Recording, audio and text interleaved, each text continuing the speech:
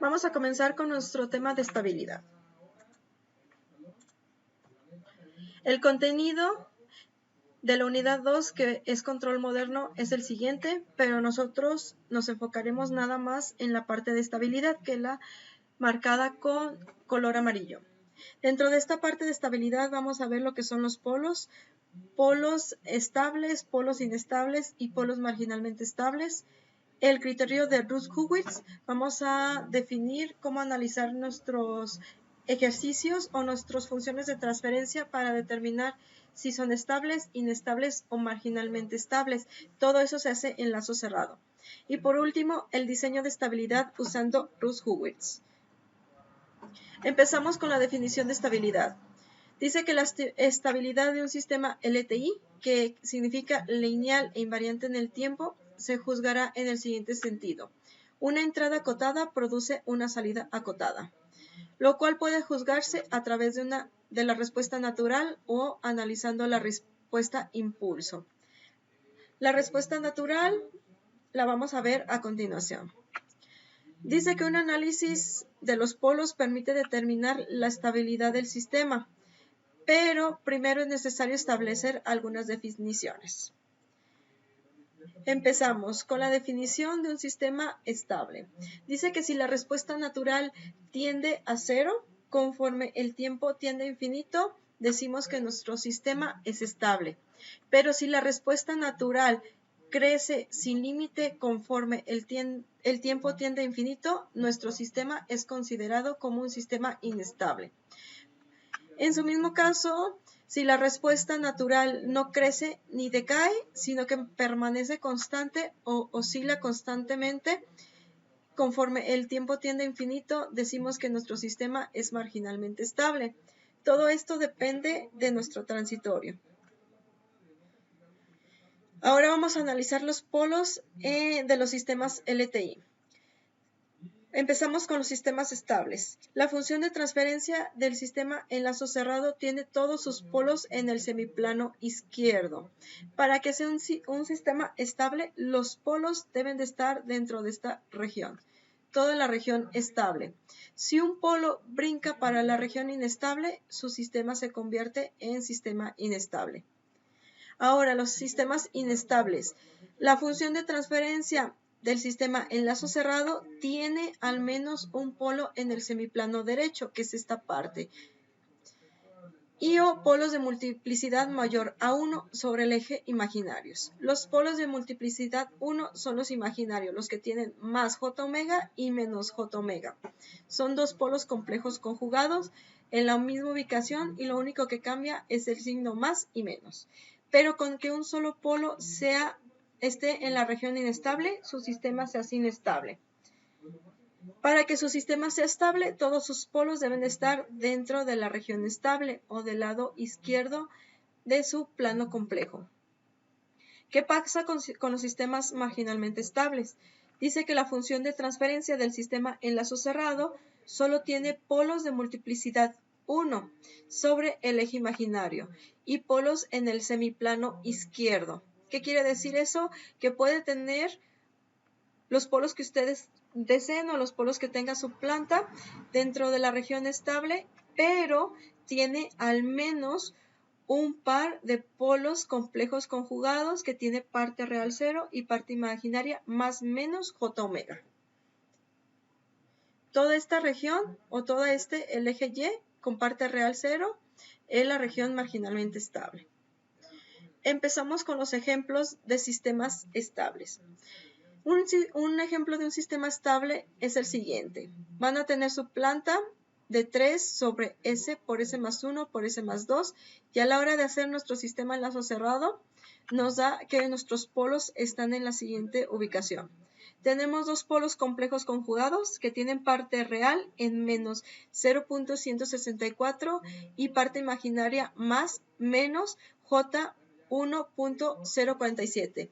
Y un tercer polo, como quedó de tercer orden nuestro lazo cerrado, en menos 2.672. Su respuesta en el tiempo o su CDT, que vendría siendo esta, cuando la grafican con un plot, es la siguiente.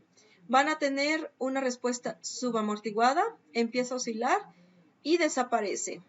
Cuando pasa el transitorio, o sea, de 0 hasta por esta parte, sería la respuesta natural. Una vez que desaparece la respuesta natural, sigue la respuesta forzada, que en este caso desapareció la respuesta natural y nuestra respuesta forzada quedó en torno al 1. El que sigue es un ejemplo de un sistema inestable. Si se fijan del ejemplo anterior, lo único que cambia es este 7. En el anterior, el denominador tiene un polo en 0, un polo en -1 y un polo en -2, y el numerador tiene un 3 de ganancia. Y el sistema inestable lo mismo, un polo en 0, un polo en -1 y un polo en -2, y lo único que cambia es el 7 del numerador. A la hora que hacemos el sistema en lazo cerrado, nos quedan nuestros polos en lazo cerrado de la siguiente manera. Tenemos dos polos ahora en la región inestable, que es esta parte. Están en la parte real de 0.0434 y la parte imaginaria más menos J 1.505 y un polo estable en -3.087. Pero como les decía, con que un polo esté en la región inestable, se hace inestable su sistema. ¿Eso qué quiere decir? Que la respuesta en el tiempo es la siguiente. Si se fijan, es una respuesta que está oscilando, pero sigue creciendo conforme pasa el tiempo. Entonces, en lugar de disminuir su respuesta natural, empieza a crecer su respuesta natural. ¿Qué quiere decir eso? Que nunca va a llegar, más bien que nunca va a desaparecer su respuesta natural. Entonces, este es el caso de un sistema inestable. Así se ven las respuestas de los sistemas inestables. Empiezan a crecer en el infinito. Y por último, el sistema marginalmente estable, que lo único que cambiamos es el numerador. Ahora va a tener un 6. A la hora que hacemos el sistema en lazo cerrado, nuestros polos nos quedan así. Parte real 0 y parte imaginaria más menos J 1.412 y un polo en la región estable de -3. Nuestra respuesta en el tiempo CDT me queda de la siguiente forma. Va a estar la parte media de la onda senoidal en 1, porque es la respuesta al escalón, y va a estar oscilando en torno a ese 1.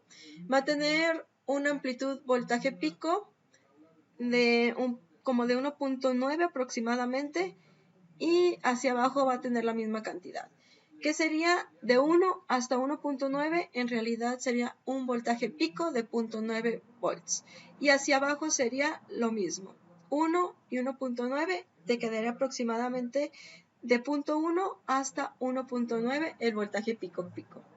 Y esos vendrían siendo los tres tipos de respuesta para un sistema marginalmente estable. Y vamos a continuación a un video de explicación, una explicación que sería en MATLAB.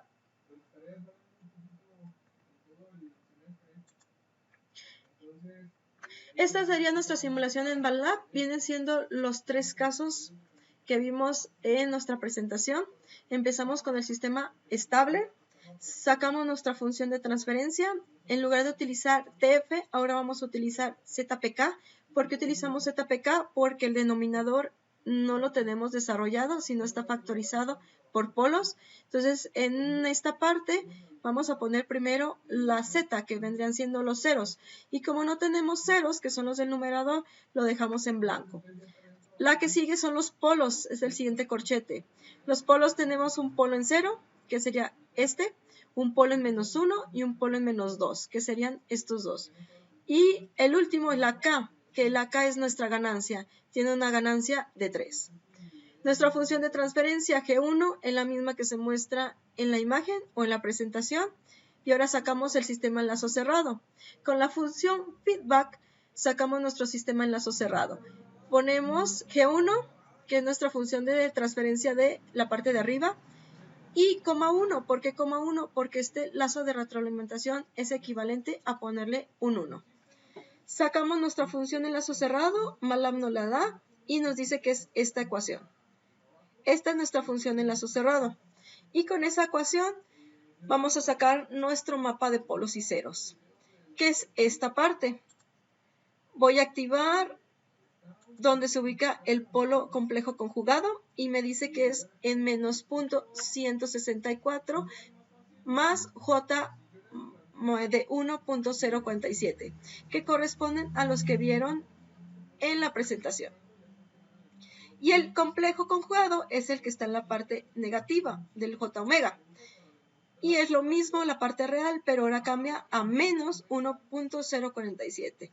Y el que está en el eje X, que no tiene parte imaginaria, es un polo de menos 2.672, que corresponde al visto en la presentación.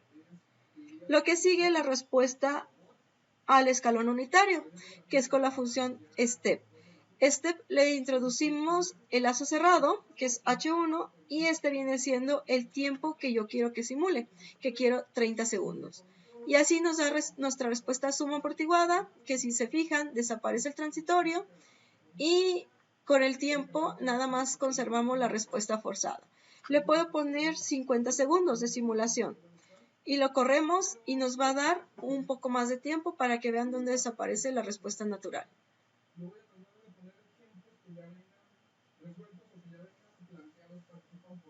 Y ahí está.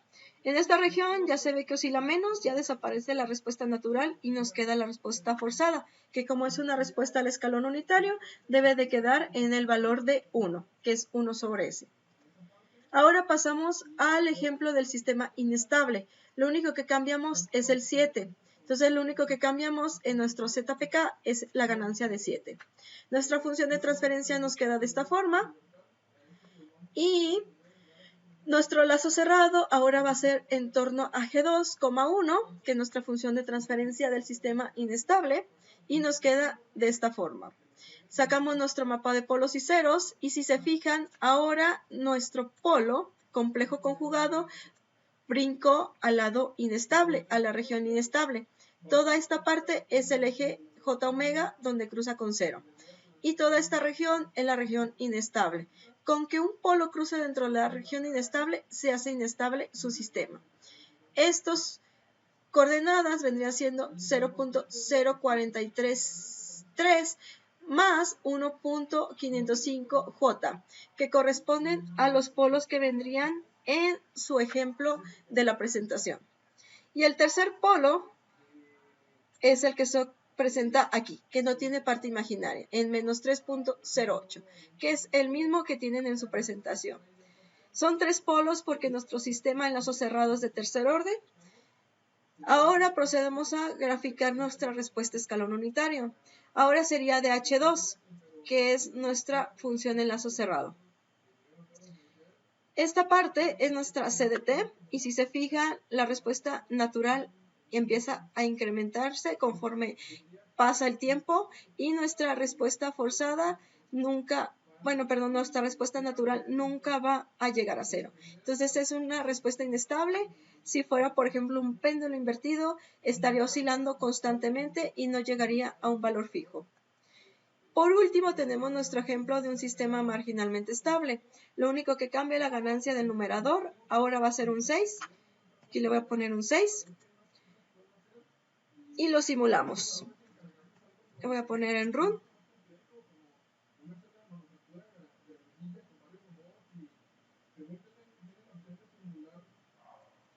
Nuestra función en lazo cerrado vendría siendo G2. Bueno, esta le voy a poner G3 para que no se confunda con el anterior. Este va a ser H3, G3. Esta va a ser H3. Y por último, el escalón que sería H3. Y voy a correr nada más la sección para que sea más rápido. Y listo. Ahora nuestra función de transferencia vendría siendo esta, que es la misma que se observa en la parte de arriba de nuestra presentación. H3, que es el lazo cerrado, vendría siendo su función de transferencia de esta forma. Y sacamos el mapa de polos y ceros. El mapa de polos y ceros, si se fijan, ya tenemos un polo. Van a ser 2 polos complejos conjugados de esta forma, que si ya se fijan, están en el la parte, ahí está. Nos dice que x es menos 2.49 exponente a la menos 16. Eso indica que es un 0. Y la parte imaginaria es de más 1.414j. Y lo mismo va a ocurrir acá. No le alcanza a venir. Ahí está. Lo mismo, pero nada más cambia el signo negativo. Y el tercer polo va a estar dentro de la región estable, que está en menos 3. Entonces, como tenemos un par de polos complejos conjugados, perdón, un polo complejo conjugado, la respuesta al escalón unitario nos quedaría una respuesta que está oscilando constantemente en el tiempo. Su punto medio vendría siendo el 1 porque es una entrada escalón unitario. Y esa vendría siendo nuestra simulación en MATLAB de los 3 tipos de respuesta: estable, inestable y marginalmente estable. Continuamos con nuestra presentación.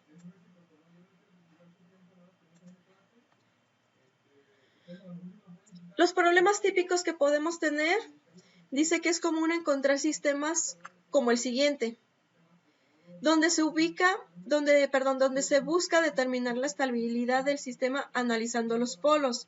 Su equivalente de este sistema en lazo cerrado es esta figura. El problema es que cómo se determina la estabilidad del sistema sin factorizar los polos. ¿Por qué? Ya que es muy complicado factorizar un polinomio de grandes dimensiones. El problema es que no es tan fácil factorizar un polinomio de cuarto, quinto, sexto o hasta décimo orden. Para ello, la solución es emplear el criterio de Routh-Hurwitz, que vamos a ver a continuación. El criterio de Routh-Hurwitz nos dice que para un sistema equivalente o sistema en lazo cerrado, si se tiene un sistema en lazo abierto, se tiene que realizar primero el sistema en lazo cerrado, si no, no se puede trabajar con el criterio de Routh-Hurwitz. Después vamos a crear nuestra tabla de Routh-Hurwitz con los coeficientes del polinomio del denominador, que vendrían siendo toda esta parte, ¿sí? Dice que en la primera fila se toman los coeficientes de mayor a la derecha y se colocan los siguientes saltando uno por uno cada una de las casillas de abajo. ¿Qué quiere decir eso? Que tomamos la S de mayor orden. En este caso del ejemplo tenemos una S a la 4. Entonces empezamos con S a la 4, S a la 3, S a la 2, S a la 1 y S a la 0. Empezamos disminuyendo las S.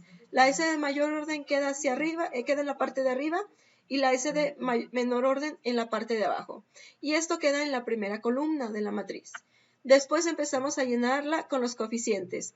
La primera fila y en la segunda fila. La primera fila vendría siendo el coeficiente de S a la 4, que sería A4. Y luego nos brincamos a A3, que es el coeficiente de S a la 3. Y luego A2, que es el coeficiente de S a la 2. Y luego A1, que es el coeficiente de S a la 1. Y por último A0, que es el coeficiente de S a la 0. Lo demás, lo que corre a la derecha, se rellenaría de ceros. Y esa es la forma de llenar nuestra tabla con los coeficientes de nuestro sistema en lazo cerrado. Los demás valores de la tabla se van a completar con determinantes como se ilustra a continuación. Voy a ponerle nombres B1, B2 y este ya va a ser 0. Toda esta fila ya se hace 0. Ahora sería C1 y este da 0 y D1 y este da 0. B1, ¿cómo se calcula? Con menos el determinante de las dos filas anteriores o de la matriz anterior, que vendrían siendo estos 4 elementos. Vendría siendo A4, A3, A2 y A1. Entre el valor anterior, que sería A3. B2 es lo mismo, pero ahora agarran estos dos elementos, A4 y A3, y los dos que siguen. Nos brincamos una columna. Entonces ahora sería A0 y 0. Entre el mismo elemento, A3. Este nunca cambia. Y por último, agarramos las dos filas de la columna primera y ahora agarramos los dos que siguen. Serían los elementos de 0 y 0 que están aquí, que ya no los puse, pero sí existen. Serían dos de 0 y 0, que vendría siendo esta parte. A ver si me sale un 0. Sería un 0 aquí y un 0 acá. ¿Sale?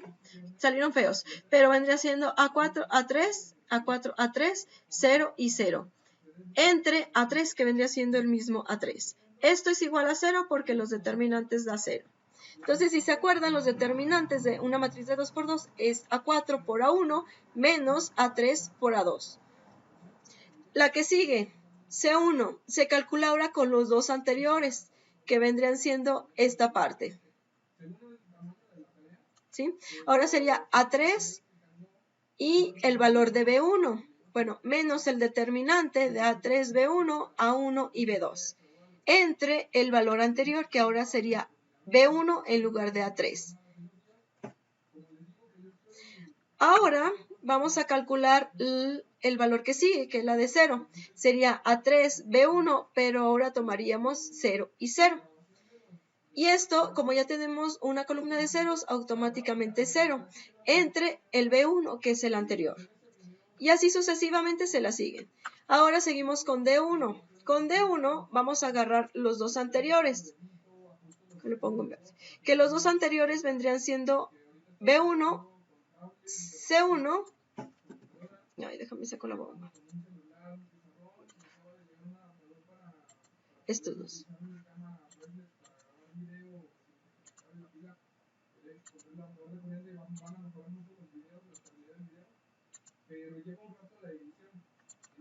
Entonces, para D1 agarramos los dos anteriores, que ya no me apareció la pluma, que vendrían siendo estos 4 elementos. Entonces sería B1, C1, B2, 0, entre el anterior que es C1. Y el que sigue, que vale 0, es lo mismo. Menos el determinante, agarramos B1, C1, y ahora los dos que siguen sería 0 y 0. Pero como hay una columna de ceros, todo se hace 0. Y el último es lo mismo que en este. Consideramos que aquí hay ceros y los agarramos. Y esa es nuestra forma de llenar nuestra tabla de Roots-Hugert. ¿Qué vamos a checar? Vamos a checar la primera columna. Y vamos a checar si existen cambios de signo. Vamos a checar de la fila 1 a la fila 2 si existe un cambio de signo de A4 a 3. Si hay cambio de signo, indica que existe un polo en el semiplano inestable o la región inestable. Entonces sería considerado con un polo inestable. Como es un sistema de orden 4, consideramos que existen 4 polos. Dependiendo de los cambios de signo, son los polos en la región inestable y los que sobren son los polos en la región estable. Y así se concluye nuestro análisis de Roots-Hugert. Empezamos con los casos especiales. Existe el caso especial 1. Dice que es un 0 en la primera columna. En este caso vamos a sustituir el 0, ¿qué quiere decir ese 0? Que en esta columna nos aparece un 0. Ese es el caso especial 1, cuando les aparece un 0 en esa columna. Ese 0 lo vamos a sustituir por un épsilon, que un épsilon indica que es una pequeña parte positiva. Y al finalizar de determinar los cambios de signo, y al finalizar vamos a determinar todos los cambios de signo, considerando que ese épsilon puede ser positivo o negativo. El caso especial 2, que es toda una fila se haga 0. En este caso vamos a realizar el procedimiento normal hasta el momento de encontrarse una fila de ceros. Cuando se encuentra una fila de ceros, ahora usamos los coeficientes de la fila anterior para formar un polinomio. Después de formar ese polinomio, vamos a derivar ese polinomio, pero ahora en torno a ese. Y ese nuevo polinomio derivado lo vamos a colocar donde está nuestra fila de ceros. Dice que el grado del polinomio k usado para derivar indica lo siguiente. Si es par, existen k polos imaginarios, o sea, k entre dos pares conjugados. Y si es impar, existe un polo real y k-1 polos imaginarios. O sea que un polo sería en la parte del eje X y los demás polos vendrían siendo complejos conjugados. Dice que es decir que nuestro sistema siempre va a ser marginalmente estable. Y todo lo anterior lo vamos a ver con los siguientes ejemplos. Esos aparecen en otro video. Gracias por su atención.